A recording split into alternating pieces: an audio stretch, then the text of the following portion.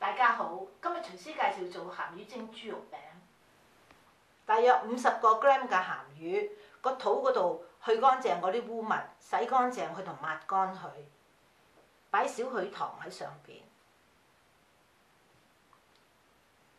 落2片薑絲，同埋1茶羹油，大火蒸佢10分鐘。等佢去咗啲鹹味。而家蒸咗10分鐘之後，熄火等佢攤凍。1條青葱洗乾淨抹乾佢，分開白色同埋綠色切粒。2片薑切絲。1嚿豬肉大約係230個 gram， 葱洗乾淨抹乾佢，而家切片。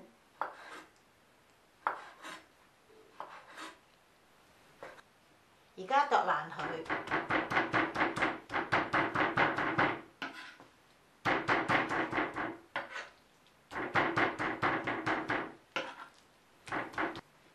而家我剁爛咗佢之後，跟住擺喺個碗嗰度，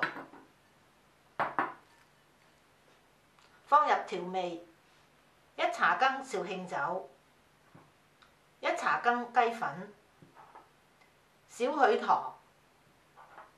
少許胡椒粉，2茶羹生抽，撈勻佢。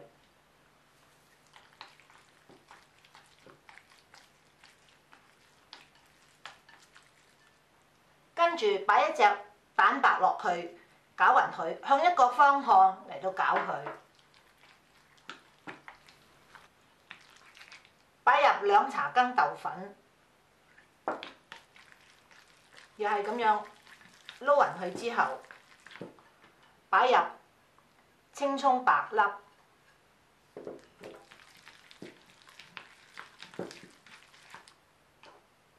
2茶羹油，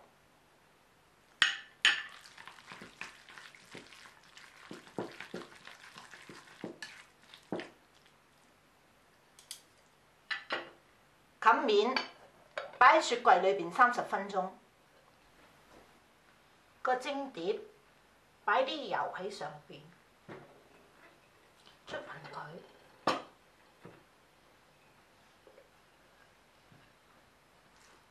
攞啲肉出嚟擺喺度，用隻手指懟佢，等佢有一啲淺嘅窿，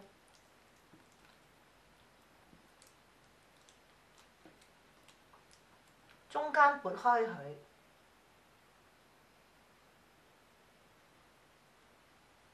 擺嚿鹹魚喺上高，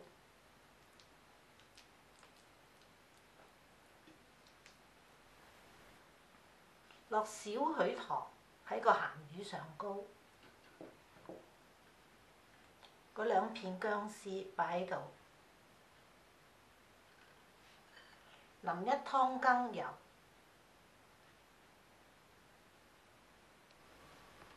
而家水滾啦，大火。蒸佢8分鐘，而家8分鐘之後熄火，喺個熱爐上邊焗佢5分鐘。大家火力唔同，豬肉一定要蒸熟。揼一啲青葱粒淥喺面。鹹魚蒸豬肉餅已經做好咗啦，好多謝你收睇，希望你鍾意食，下次再見啦。